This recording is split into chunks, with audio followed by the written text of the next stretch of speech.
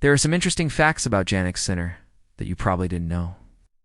He was a ski prodigy at the age of 4, raced down the slopes with skis the size of himself.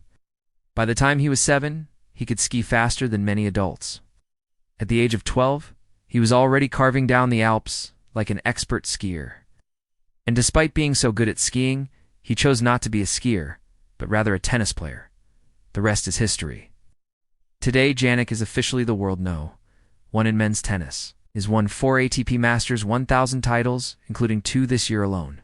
He has also reached the finals of 2 Grand Slams. So how did he do it? How did Jannik Sinner become the new World No. 1? Well, that's what we're going to find out in today's episode. Jannik was born on August 19, 2001 in San Candido, Italy, located in the northern part of Italy called the Italian Alps. Jannik grew up in a small town that's famous for skiing. As a matter of fact, the town has hosted several important international skiing competitions. It should come as no surprise then that young Jannik picked up a pair of skis before he could even walk. His father, who worked as a ski instructor, taught Jannik how to ski when he was just a toddler.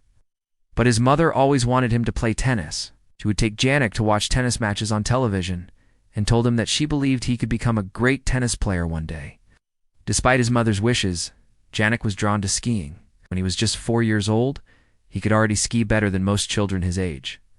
By the time he was 7, he was skiing faster than most adults. And by the age of 12, he was already carving down the Alps like an expert skier. In fact, Jannik was so good at skiing that he had the opportunity to join the Italian national skiing team. But even though skiing was his true passion, Jannik decided to pursue tennis. Why? Because Jannik knew that if he wanted to compete at the highest level in skiing, he would have to sacrifice his entire childhood and teenage years. Would have to train non-stop if he wanted to make it to the Olympics. In other words, he would basically have to say goodbye to school and say goodbye to having any kind of normal life. Now, don't get me wrong, Jannik loved skiing, but he loved his life a little bit more. So he decided to put skiing on hold for now and focus on tennis. Now that he dedicated himself to tennis, Jannik quickly rose through the junior ranks.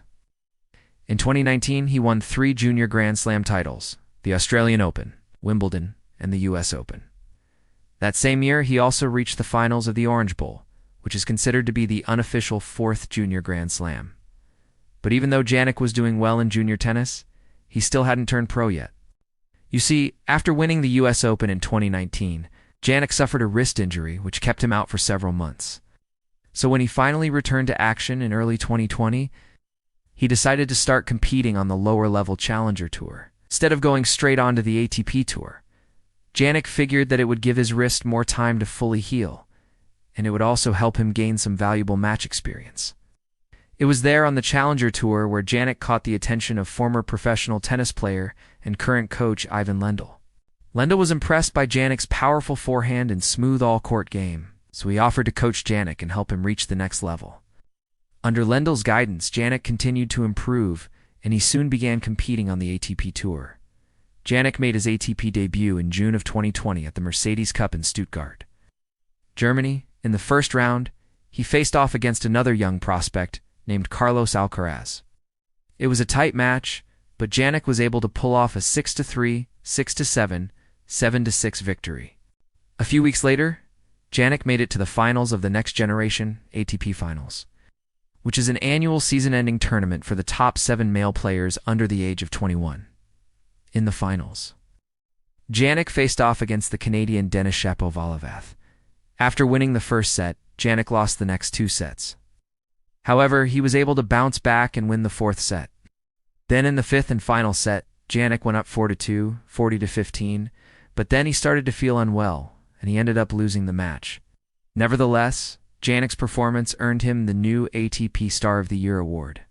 In 2021, Jannik had a breakout season. He won his first ATP title at the 2021 Sofia Open. He defeated the veteran and 7-time ATP titlist Viktor Troicki in the finals. Then he made it to the quarterfinals of the French Open, defeating the likes of Pablo Carreno Busta and Lorenzo Sonego along the way.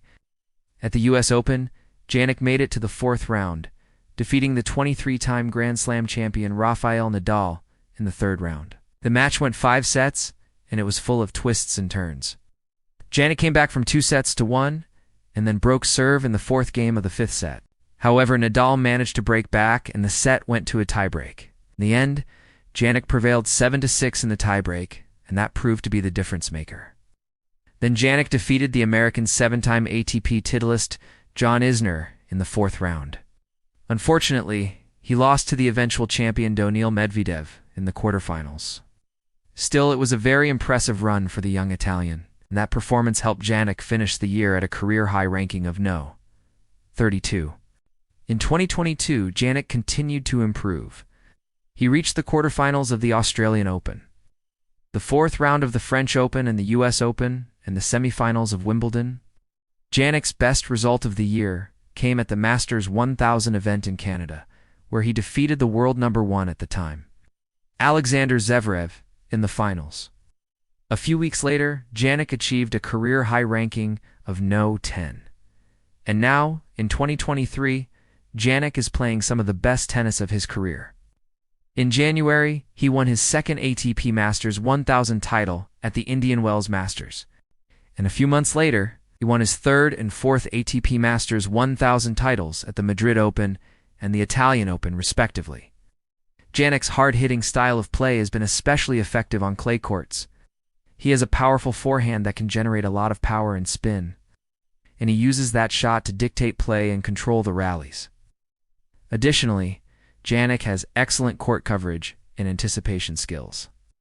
This allows him to get to many of the balls that his opponents think are unretrievable, and it makes it difficult for them to exploit any weaknesses in his game. In recent tournaments, Jannik has proven that he can perform under pressure and handle the expectations of being a top-ranked player. For example, in the finals of the Italian Open, Jannik defeated the defending champion and World No. to Rafael Nadal in straight sets. This was a highly anticipated rematch of last year's finals between the two players, and it was seen as a test to see how far Jannik has come since last year. Jannik's performance in that match showed that he has the mental toughness to compete against the best players in the world. The other thing that stands out about Jannik is his calm mentality. Even in the most intense moments of a match, Jannik remains focused and composed. He doesn't let his emotions get the best of him, and he's always thinking about what his next move will be. This mental toughness has been crucial for Jannik's success, especially in big matches. For example, in the finals of the 2022 US Open, Jannik saved a match point in the fourth set and won the next 2 sets to defeat Casper Ruud and win his first Grand Slam title. Similarly, in the 2023 Australian Open finals, Jannik won the last 3 games of the match to defeat Novak Djokovic and win his second Grand Slam title. So that's the story of Jannik Sinner, the new world No. 1. Jannik is a talented young player who has already accomplished a lot in his career. He has a powerful game and the mental toughness to compete against the best players in the world. With his combination of talent and dedication, Jannik is sure to have a long and successful career. As for his rivalry with Carlos Alcaraz, I believe that their rivalry will continue to grow. They're both extremely talented players who push each other to improve. In fact, their rivalry reminds me a lot of the rivalry between Rafael Nadal and Roger Federer. Those two dominated men's tennis for over a decade, and they brought out the best in each other. Similarly, I think that Jannik and Carlos will continue to push each other to new heights, and we'll see many epic battles between them in the years to come. Who do you think is going to win the US Open? Let me know your thoughts in the comments below. Thanks for watching. Subscribe for more.